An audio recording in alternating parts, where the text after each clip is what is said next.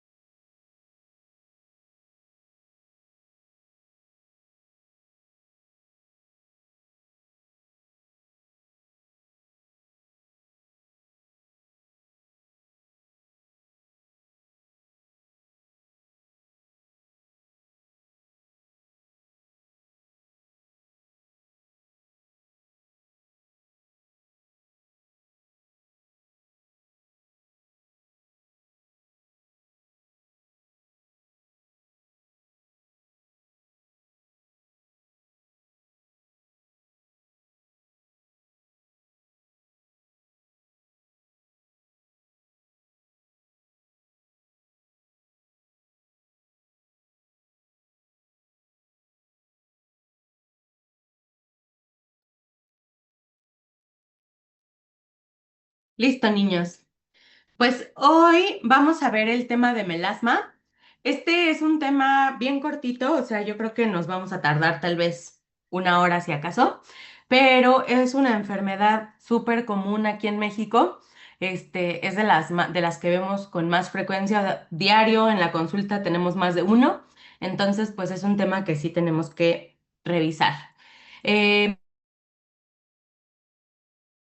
y bueno, pues esta clase se va a tratar sobre melasma, que en México lo conocemos también como paño, y que básicamente son estas manchas hiperpigmentadas que aparecen en cara. Es una condición adquirida, eso quiere decir que no nacemos con ella, sino que más adelante en la vida la desarrollamos y la característica es que presentan manchas hiperpigmentadas en la cara principalmente, aunque sí existen formas extrafaciales, pero son muy raras. Y esto se da por un aumento en la melanina, ya sea epidérmica o dérmica, dependiendo del tiempo de evolución. Y dentro de su fisiopatología, de lo más importante es que los melanocitos, o sea, las células que son encargadas de producir pigmento, pues están hiperfuncionales. Y estos melanocitos están estimulados por factores externos o por factores del medio ambiente, que principalmente es el sol. Entonces, aquí es muy, muy importante la protección solar. Es mucho más común en mujeres, en edad reproductiva y en fototipos medios, ¿no? O sea, fototipos 3 o 4. En cuanto a la epidemiología, esta es una enfermedad que a nivel mundial tiene una prevalencia como del 1%, pero si nos vamos a poblaciones específicas, vamos a ver que esa prevalencia aumenta. Como les decía, constituye más o menos un 10% de la consulta dermatológica a nivel mundial, pero en México es mucho más elevada que esto. Y el grupo que se afecta más son las mujeres en edad reproductiva, con un inicio en promedio de 28 años. Y de todos los casos de melasma, solamente un 2%, casi 3% es de casos en hombres, o sea que la mayoría de los casos van a ser mujeres. Y como les decía, pues es en fototipos oscuros. De factores de riesgo, pues vamos a tener predisposición genética, o sea, se ha visto que si tienes mamás, hermanas, tías con melasma, pues el riesgo es mucho más aumentado de que lo puedan padecer. Y como les decía, uno de los factores de riesgo más importantes es el daño solar que hemos recibido a lo largo de toda la vida, pero en esta enfermedad también es muy importante la exposición solar intensa de una sola dosis, por decirlo así. Em, También está asociado a alteraciones hormonales, por eso a las embarazadas les sale mucho paño.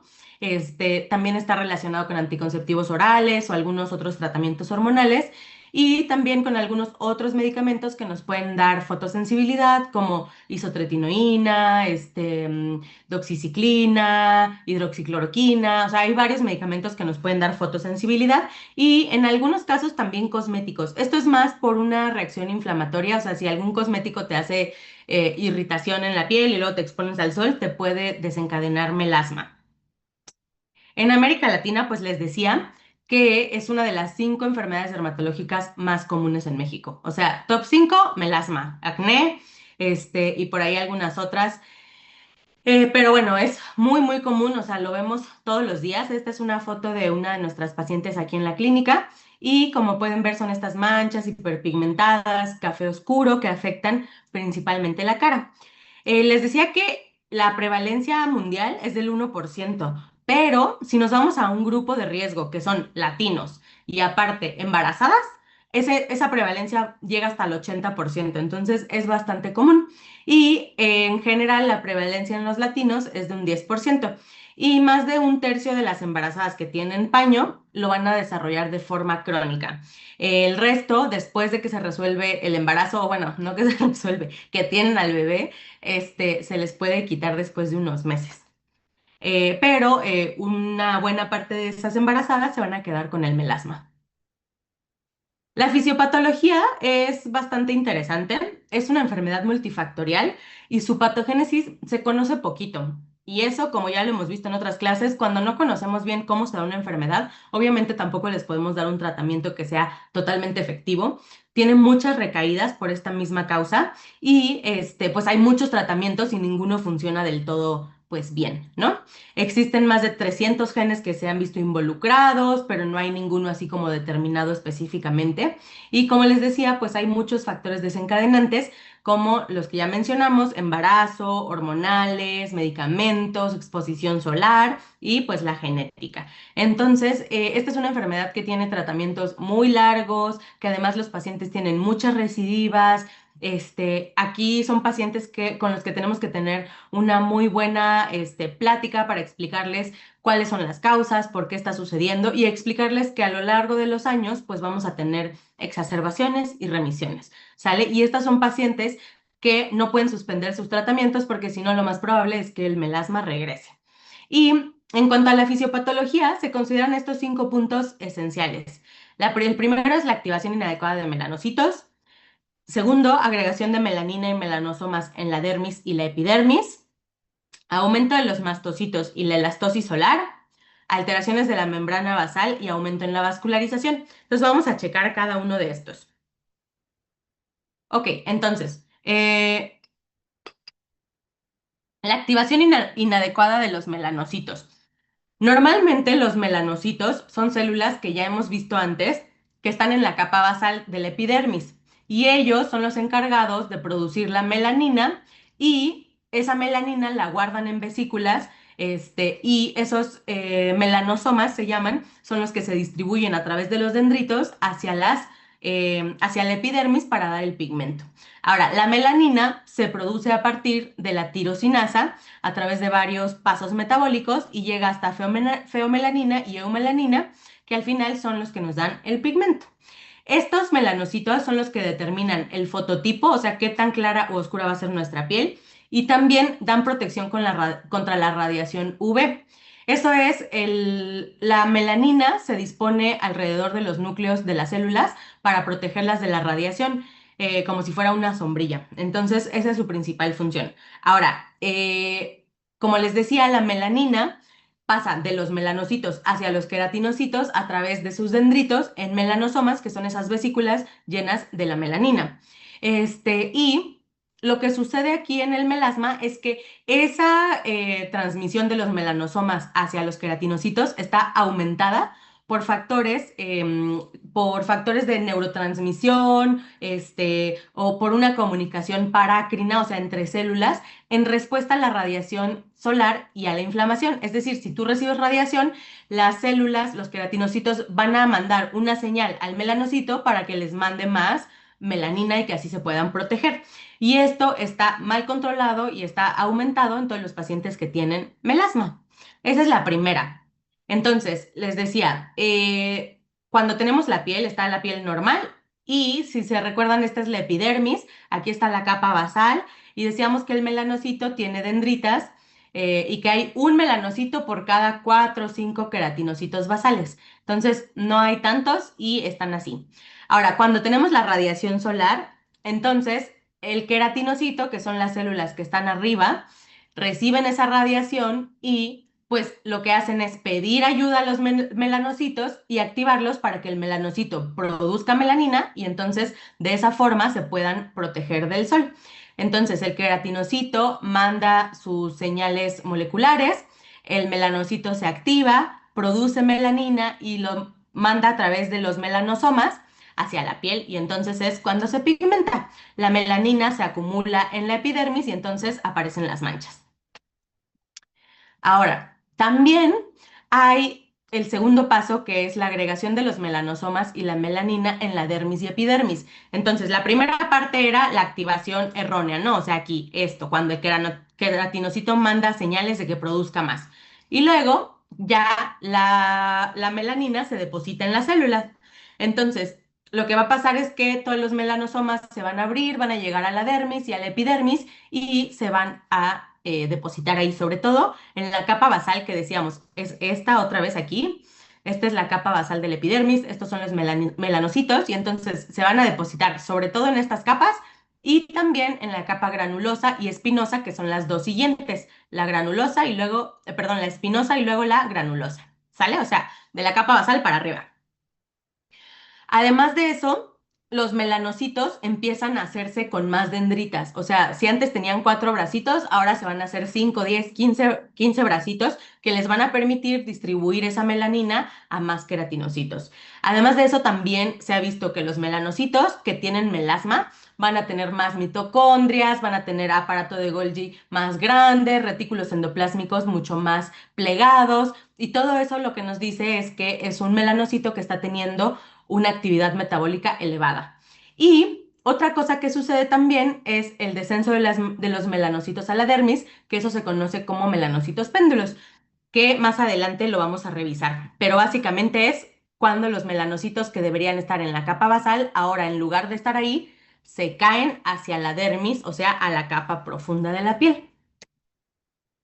Entonces, aquí les puse unas imágenes que están bien padres sobre la activación inadecuada de los melanocitos. Entonces, del lado donde dice, así ven mi flecha, ¿verdad? Ahí. Sí, sí, se ve. Sí, doctora. Ah, súper, ok. Entonces, de este lado tenemos una piel, una biopsia de piel con melasma y de aquí también con melasma y de este lado son piel sana o piel perilesional, o sea, alrededor de las manchas de melasma. Entonces, estas primeras que se ven como en blanco y negro, es una tinción que se llama Fontana Masón y esas pintan los melanocitos. Entonces, si se acuerdan, como les decía, normalmente hay un melanocito por cada 5 o 6 queratinocitos. Entonces, debería haber un melanocito pintado y luego muchos sin pintar. Y aquí, como pueden ver, pues toda la capa basal se ve pintada, llena de melanocitos. Y además también se ve un poquito de melanófagos y melanina epidérmica, o sea, aquí como estos puntitos negros, todo eso es pigmento que ahí no debería estar. Y esta es una piel normal en donde vemos que hay muchísima menos actividad de los melanocitos, hay menos melanina y que también hay menos pigmento en la epidermis. En las de abajo, las que se ven como azul con rosita, estas son tinciones inmunohistoquímicas que se llaman MEL5 y también sirve para pintar a los melanocitos. Entonces, de este lado otra vez una piel con melasma, que vemos que hay 3, 4 melanocitos seguidos. Y de este lado solamente hay uno y luego después de varios queratinocitos otro. Entonces, este es una clara representación de que estos melanocitos en el melasma, pues uno, hay más, dos, están funcionando más, tres, están pigmentando más. Entonces, pues siento que son imágenes muy bonitas. Ok, lo siguiente que sucede es el aumento en los mastocitos y la elastosis solar, que a mi parecer, esto más que ser un punto de la fisiopatología del melasma, más bien es un dato que nos dice que el paciente está teniendo mucho daño solar. Porque Se ha visto que los pacientes que tienen melasma también tienen algo que se llama elastosis solar. Eso quiere decir una degeneración actínica del colágeno, o sea, las capas profundas de la piel, que es donde está el colágeno y la elastina, con el paso del tiempo y con el daño solar, esas fibras que deberían estar ordenaditas como se ven aquí, se empiezan a romper, a fracturar y se desorganizan. Y eso se llama elastosis y es por el daño solar crónico. Y los pacientes que tienen melasma tienen mucha elastosis. Entonces, pues, ¿qué quiere decir eso? Que los pacientes que tienen melasma se han estado exponiendo al sol de forma crónica. Ahora, los mastocitos son células que también están en la dermis y que se activan por la radiación solar. Estos liberan histamina, triptasa y un montón de factores proinflamatorios que hacen, pues obviamente, inflamación a nivel local y aparte remodelado tisular que al final termina en elastosis. Entonces, pues son los principales como causantes de la elastosis solar y por eso en pacientes que tienen melasma tienen más mastocitos. Otro de las funciones de los mastocitos es que pueden inducir proliferación vascular, o sea, hacen angiogénesis, igual como respuesta al daño solar. Y como les decía, pues casi el 90-95% de los pacientes con melasma tienen elastosis en sus biopsias de piel, ¿ok? Ok, entonces, así se ve la elastosis de forma clínica. Esta paciente no tiene melasma. Lo que quería demostrarles aquí es cómo se ve una piel con elastosis solar, que también creo que es como una representación muy clínica, muy gráfica de lo que estamos viendo en la biopsia, ¿no?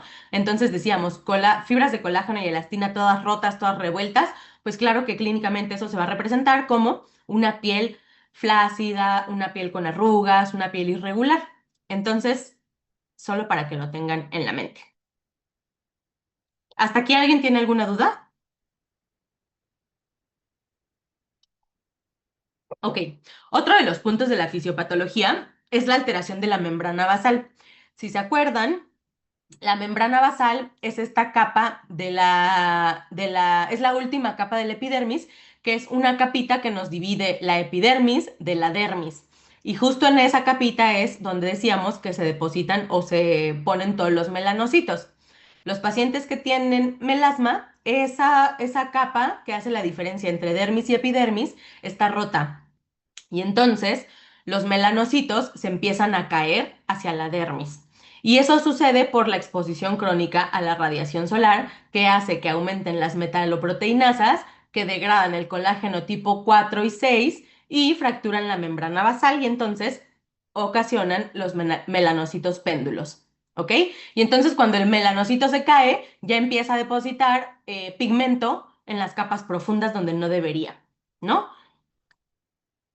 Entonces, esta es, ay, no había visto que se veía medio pixeleada, pero bueno, esta es una foto igual de una biopsia con una paciente con melasma y aquí podemos ver cómo está otra vez todo pintadísimo de todos los melanocitos y aparte, este acercamiento se ve muy padre porque de todo lo que se ve como azulito oscuro, todo eso es la epidermis y los melanocitos deberían estar viendo hacia arriba.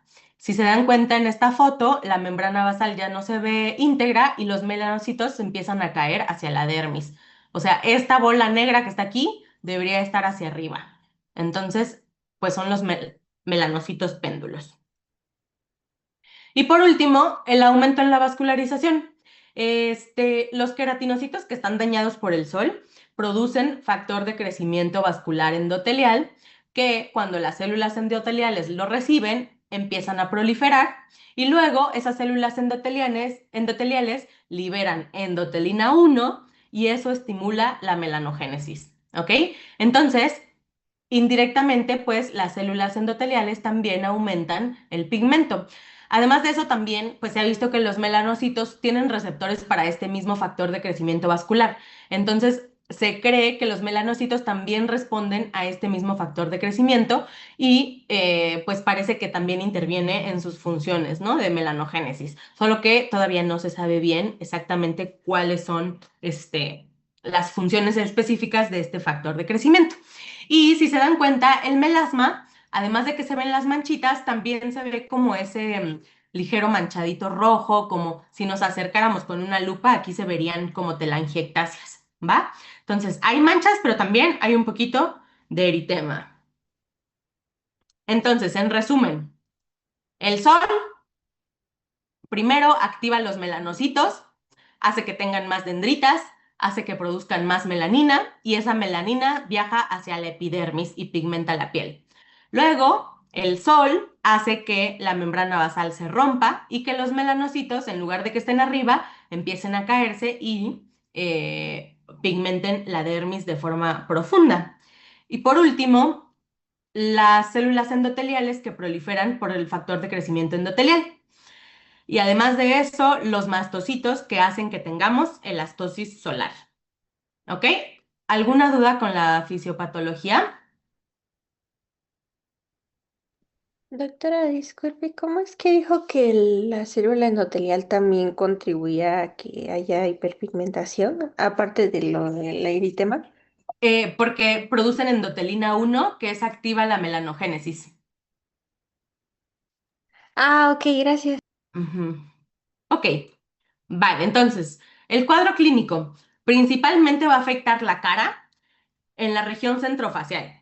¿Por qué? Porque de la cara las zonas que más van a recibir el sol o que los reciben más directamente porque son más prominentes es la frente, la nariz y esta parte como del bigote. Entonces, esa zona es la más afectada y dependiendo de la zona de la cara que afecte, lo podemos dividir en centrofacial, mandibular o malar. ¿Sale? Aunque muchas veces la verdad es que están combinados. Entonces, la centrofacial incluye frente, nariz, mejillas, la zona de bigote o labio superior y mentón. Literal, todo el centro de la cara. La región, perdón, el melasma malar solamente afecta mejillas y dorso nasal y el mandibular, pues mandíbula, ¿no? El melasma extrafacial puede afectar cualquier zona que sea fotoexpuesta, o sea, cualquier zona a la que le llegue la luz solar, pero principalmente afecta B del escote y brazos. En cuanto a la morfología, van a ser manchas hiperpigmentadas, color café, puede ser café claro, café oscuro, bilaterales, asimétricas, con bordes irregulares, mal definidos, que se ven a veces hasta los dicen cartográficos, ¿no? Como en forma de mapa, así como irregulares. Y estas lesiones son completamente asintomáticas, o sea, el paciente no tiene ninguna molestia física. También se puede hacer una diferenciación clínica entre el melasma epidérmico versus el dérmico. El melasma epidérmico, pues el pigmento es más superficial. Eso hace que el color sea más claro, que el color sea como más delimitadito, con islitas de pigmento, mientras que el melasma dérmico, que es más profundo, hace un tono más oscuro, más grisáceo, y es una mancha un poquito más difusa. La verdad es que la diferenciación es únicamente clínica, nos puede orientar un poquito hacia el tratamiento porque obviamente es más difícil tratar un melasma dérmico que uno epidérmico, pero pues el tratamiento es muy similar y no no tenemos ningún otro motivo para hacer esa diferenciación más que tratamiento y un poquito pronóstico, porque los dérmicos también funcionan, el tratamiento les funciona menos. Otra forma que tenemos para diferenciarlos es con la luz de Wood, que son estas lámparas como de luz azul, em, con las que podemos iluminar a los pacientes en cuartos oscuros. Y entonces, cuando el melasma es epidérmico, la mancha se ve café y realza. No sé si se dan cuenta entre esta y esta, como que la mancha realza un poquito. Cuando es dérmico, no hay ese realce y más bien se difumina un poquito la mancha. Y por último, pues podemos ayudarnos también de la dermatoscopía. Cuando es epidérmico se ve como red de pigmento, como moteadito, gránulos finitos y algunas zonas que están respetadas. Y cuando es dérmico, el color se ve más grisáceo, más uniforme y mucho más parejo. ¿Ok? Todas estas fotos son de melasmas epidérmicos. Entonces, estas son algunas fotos.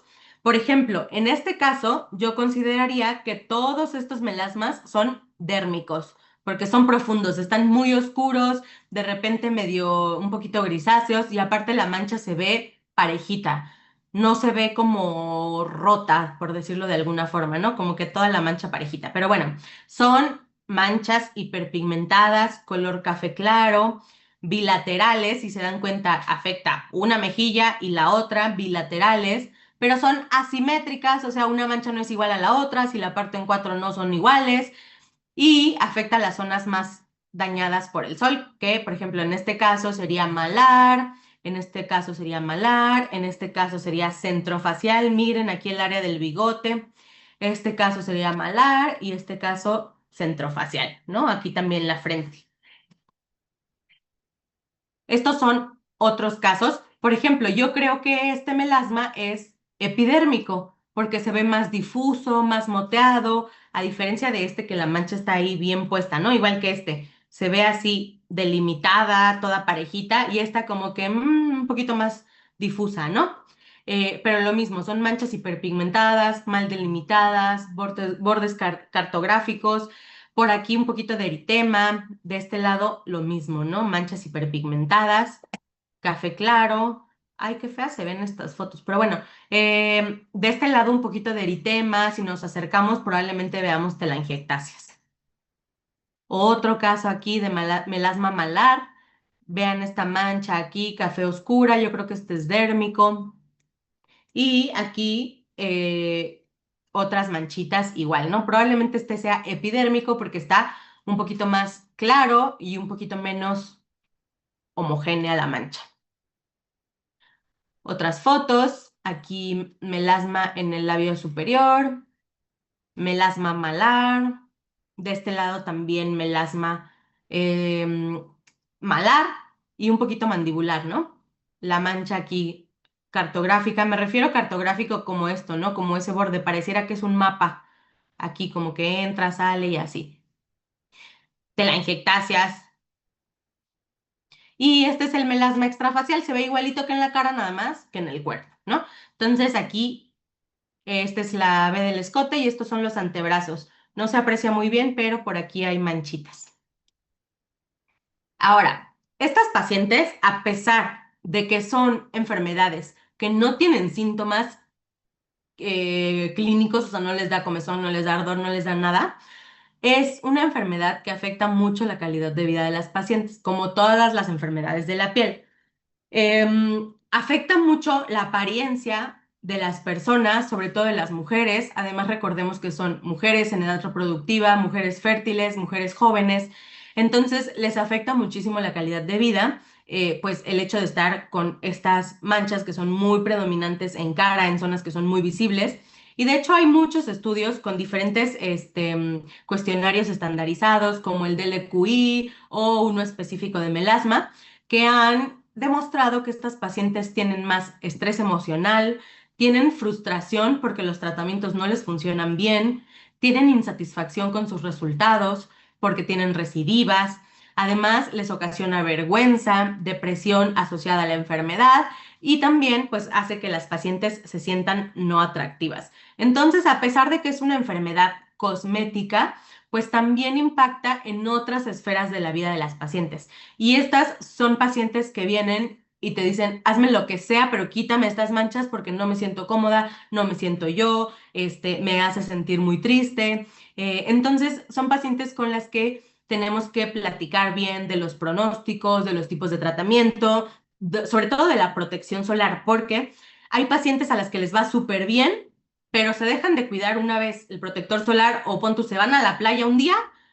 otra vez les vuelven a salir las manchas, ¿no? Entonces, son pacientes que tienen que tener muy buena adherencia a su tratamiento, que tienen que saber muy bien las expectativas para que no abandonen sus tratamientos, y con las que hay que ir muy de la mano para, pues, que tengan buenos resultados, ¿no?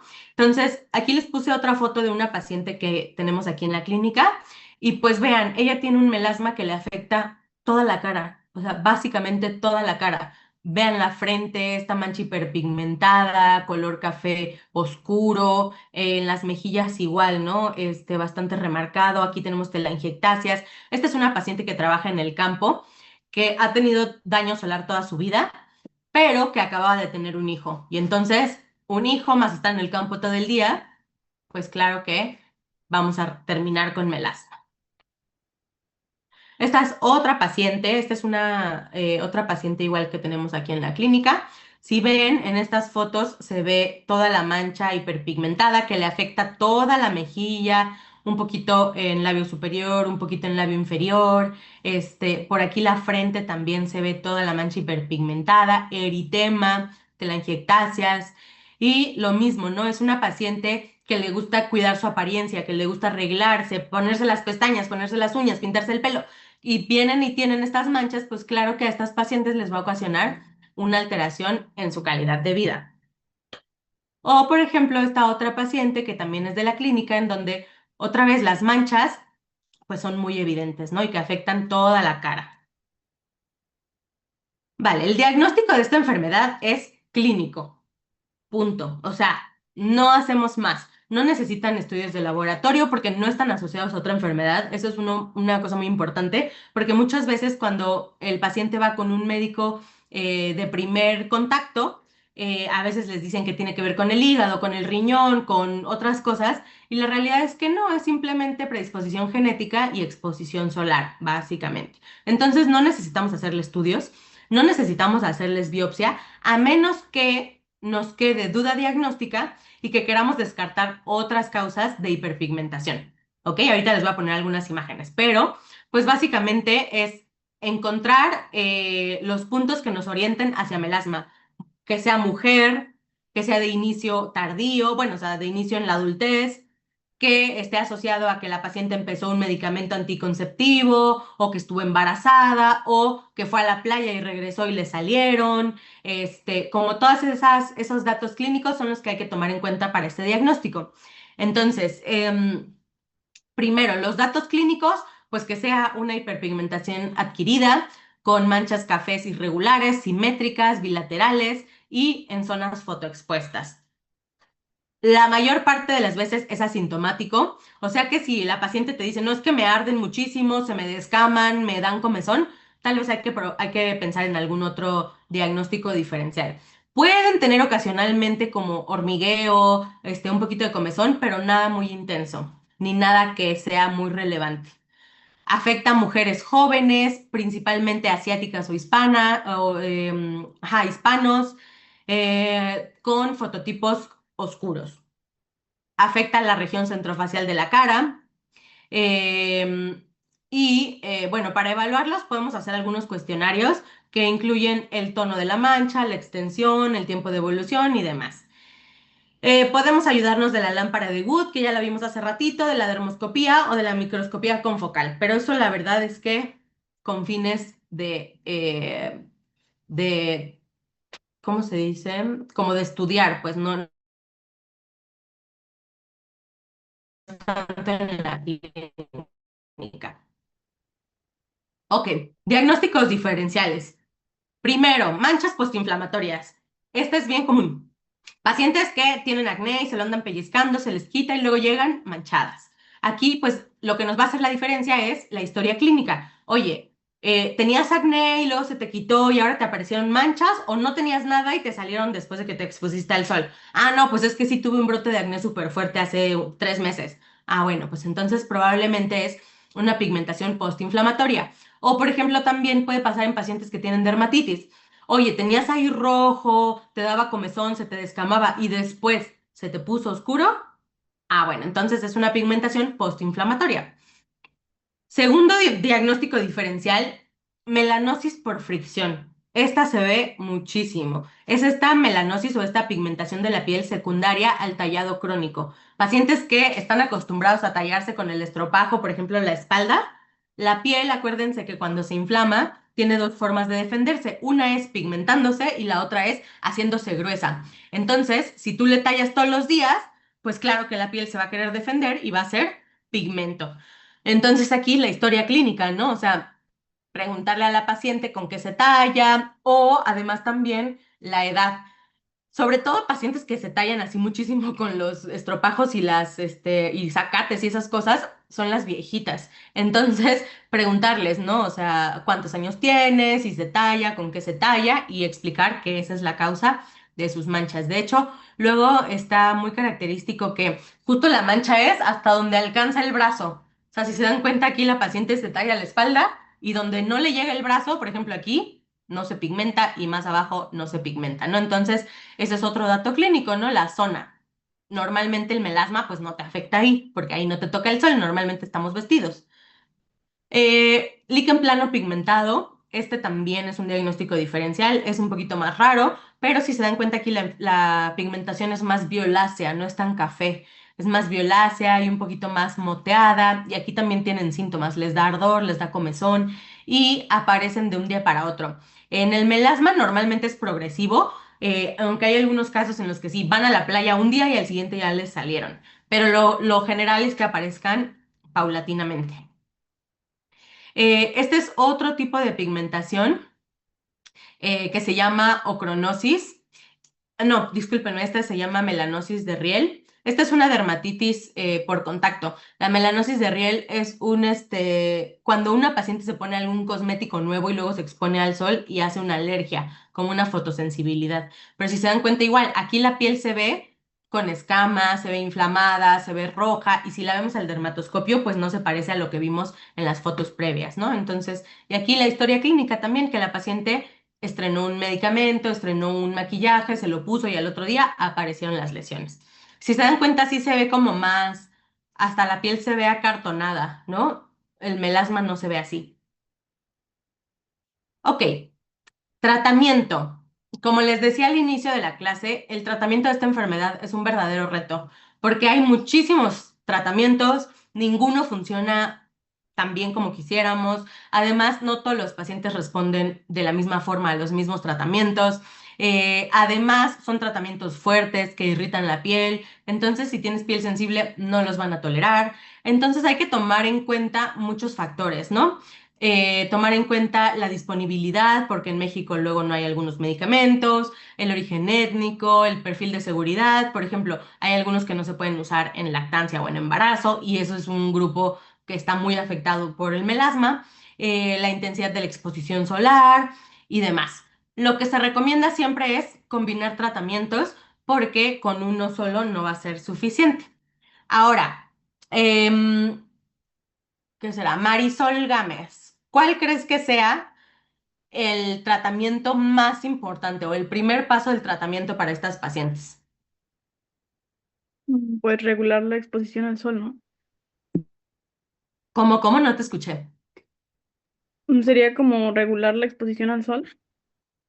Claro, claro, ¿no? O sea, ya vimos que todos los mecanismos de fisiopatología están desencadenados por el sol. Entonces, lo primerito que le tenemos que decir a esta paciente es que se tiene que cuidar del sol, porque si no se cuidan del sol, no hay poder humano que les quite las manchas, ¿ok? Entonces, la protección solar efectiva se considera con todos estos puntos. Primero, reducir el tiempo de exposición solar o sea, al mínimo que se pueda, ¿no? Dos, buscar siempre la sombra, o sea, no ir caminando bajo el rayo del sol directo. Evitar la exposición solar de 10 de la mañana a 3 de la tarde. Usar siempre sombrero, sombrilla, lentes, sombreros que tengan ala ancha, que midan más o menos 8 centímetros. Las gorras no las recomendamos porque la gorra solamente cubre de aquí hasta acá, y entonces el mentón y el bigote ya se les pigmentó. Entonces, gorras casi no recomendamos, pero sombrero, sombrilla, lentes de sol, sí.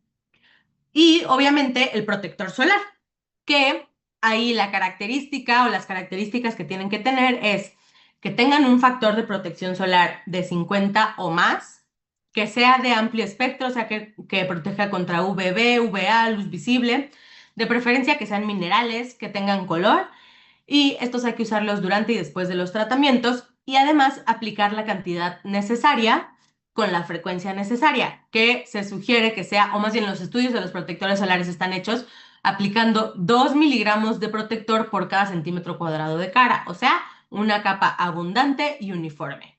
Y aplicarlo cada 2 o 4 horas, dependiendo si están en exposición solar directa o indirecta. Si estás adentro de la casa, si estás en una oficina, pues tal vez lo puedes aplicar cada 4 horas, pero si vas a ir a la playa, lo aplicas cada hora, cada 2 horas. O mi paciente, si está en el campo, cada hora o cada 2 horas, sombrero. Ya venden incluso ropa con protección solar, que venden como unas mascarillas así de tela. O sea, hay muchísimas formas de evitar la exposición solar directa. Entonces, este es el paso número uno, indispensable y el que hay que reforzar mucho con las pacientes. Estos son algunos de los protectores que a mí me gustan más con todas estas características. Comerciales, el Aven, fluido despigmentante, el Eucerin Pigment Control, el Photoderm M, que es para melasma. O sea, ya todas las marcas tienen su línea, que es especial para manchas, y la mayoría cumplen con todos estos requisitos, pero bueno, estos son algunos específicos. Color Science es una marca padrísima de protección solar con maquillaje, cubre súper bien la cara, pero son un poquito más caros. O este otro que es de CeraVe. ¿Ok? Entonces, acuérdense que si tienen color les va a ayudar un poquito más porque tienen el óxido de hierro. Ok, ahora, de tratamiento. Este es un algoritmo que proponen por ahí un consenso latinoamericano de dermatólogos. Y aquí lo que dicen es evaluar a la paciente.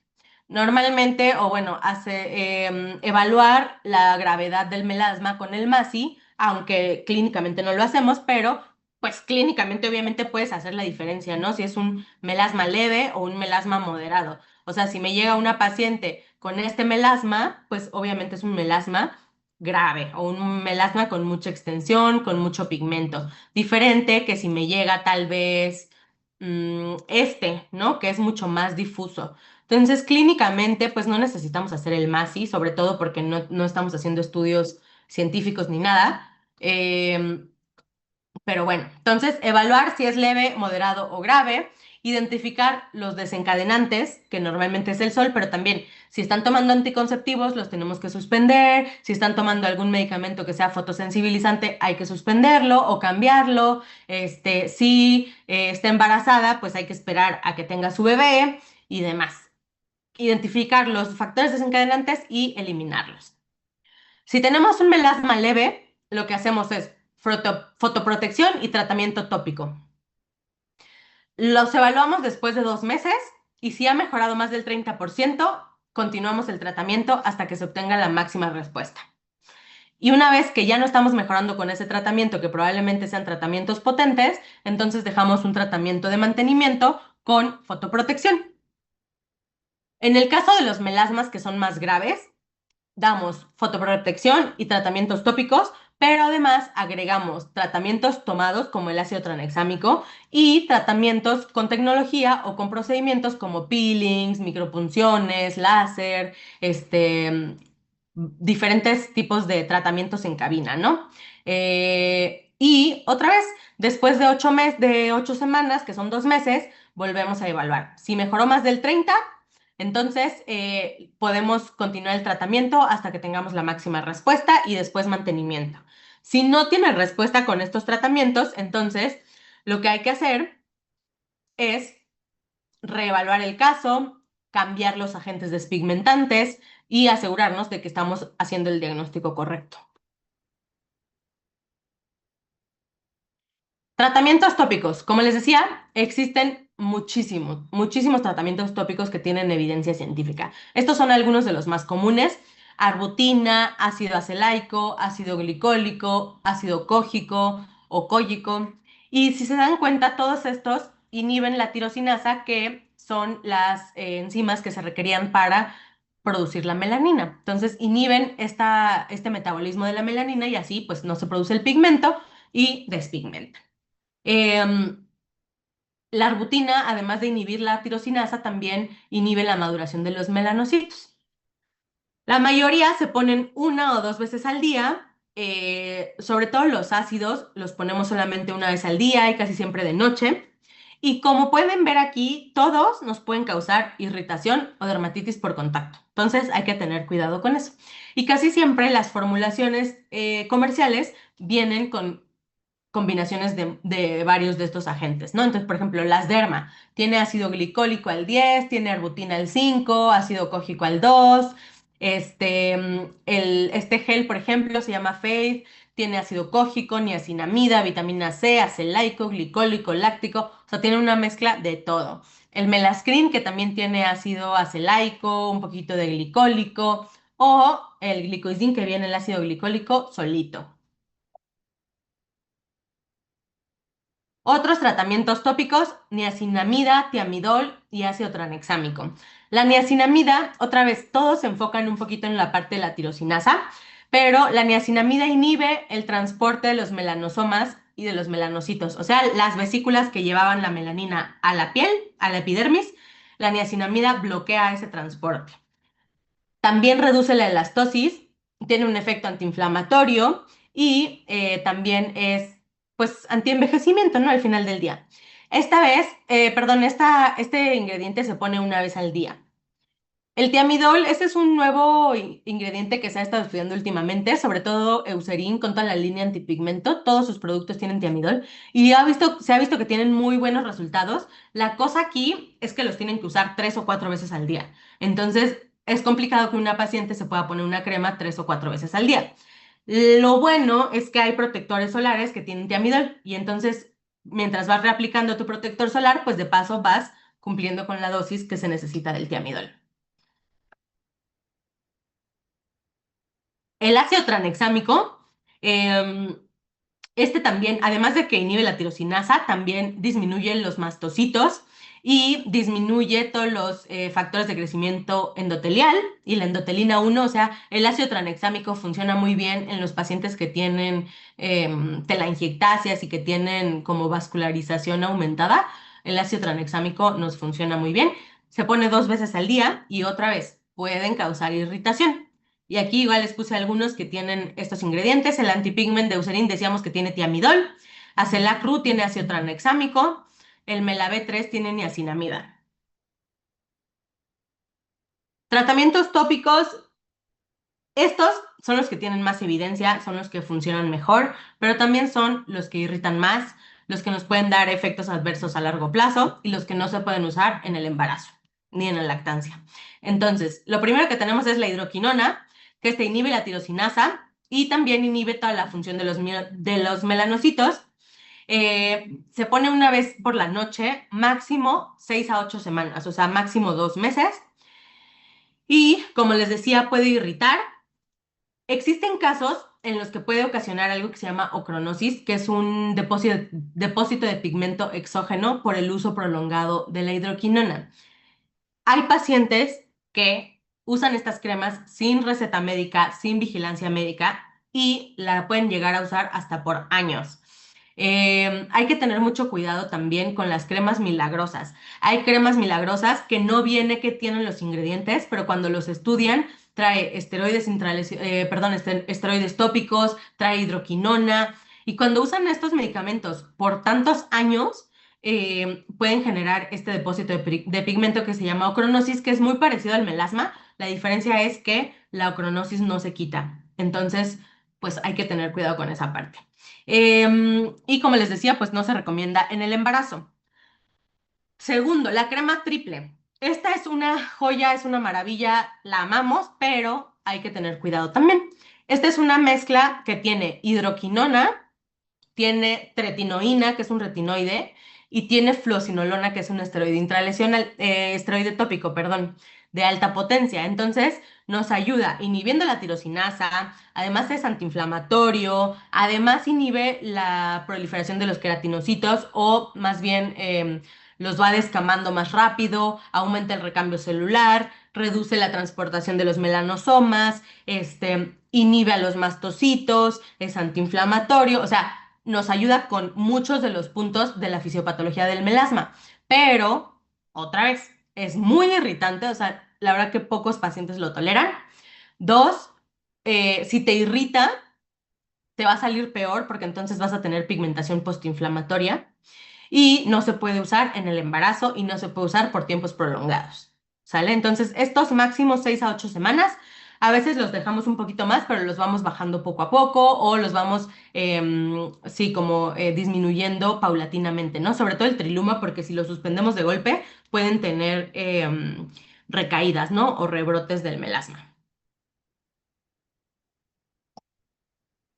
Tratamientos sistémicos. El tratamiento sistémico que ha tenido más evidencia últimamente es el ácido tranexámico, que ya habíamos visto hace ratito en los tratamientos tópicos, pero disminuye la inflamación y los factores de crecimiento vascular endotelial, o sea, disminuye toda la parte vascular del melasma.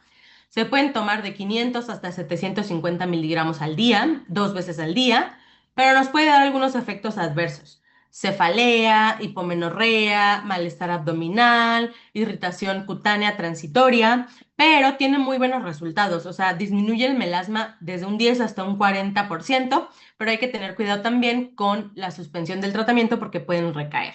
Y puede aumentar el riesgo tromboembólico, entonces es importante la evaluación de los pacientes. Si tienen antecedentes de trombosis, de evento vascular cerebral, de enfermedad coronaria, obviamente no les podemos dejar hacia tranexámico. Existen estos otros tratamientos sistémicos que más que ser medicamentos son suplementos alimenticios.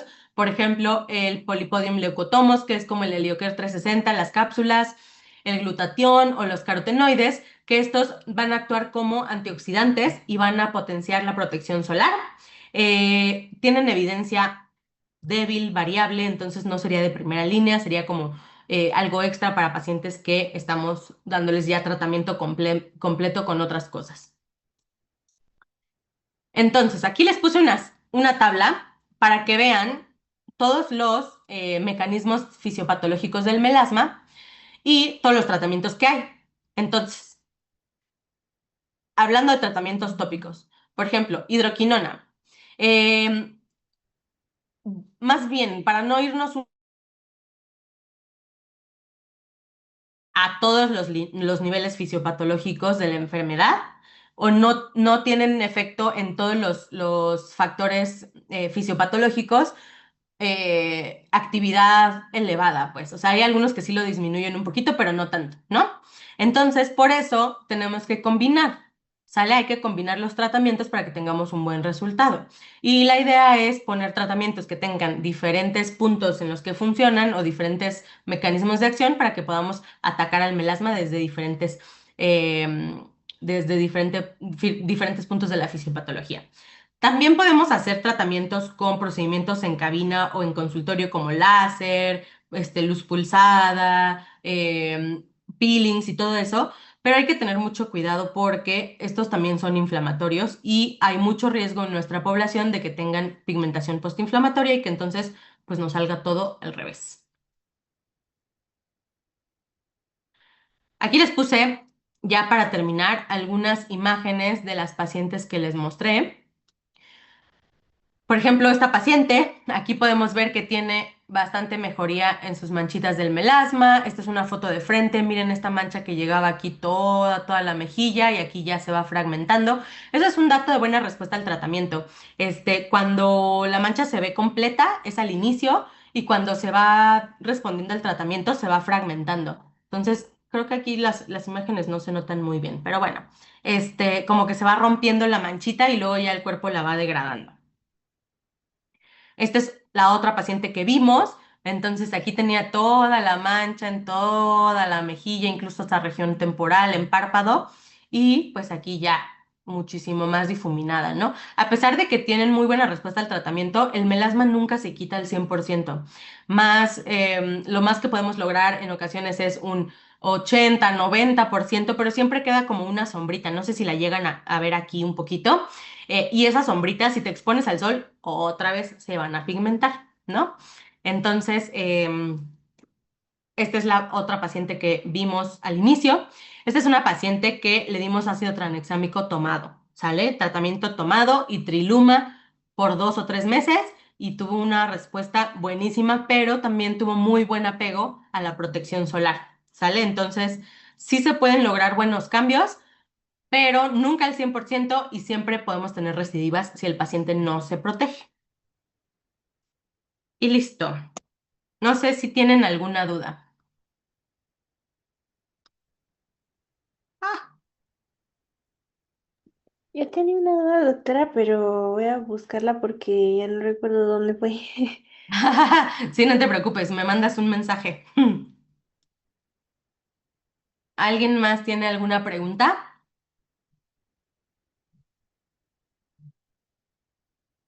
Gracias, Junwen.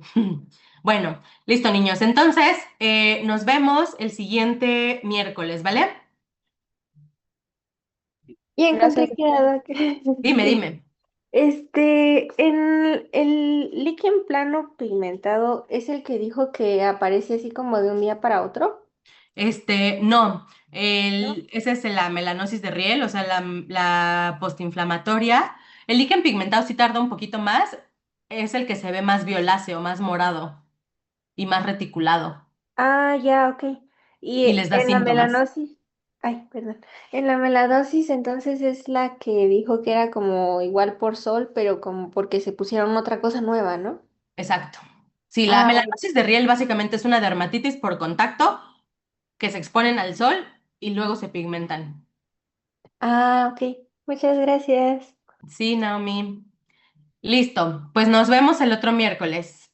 Cuídense mucho. Gracias, Bye. doctora. Gracias. Gracias. Gracias, doctora. Hasta luego.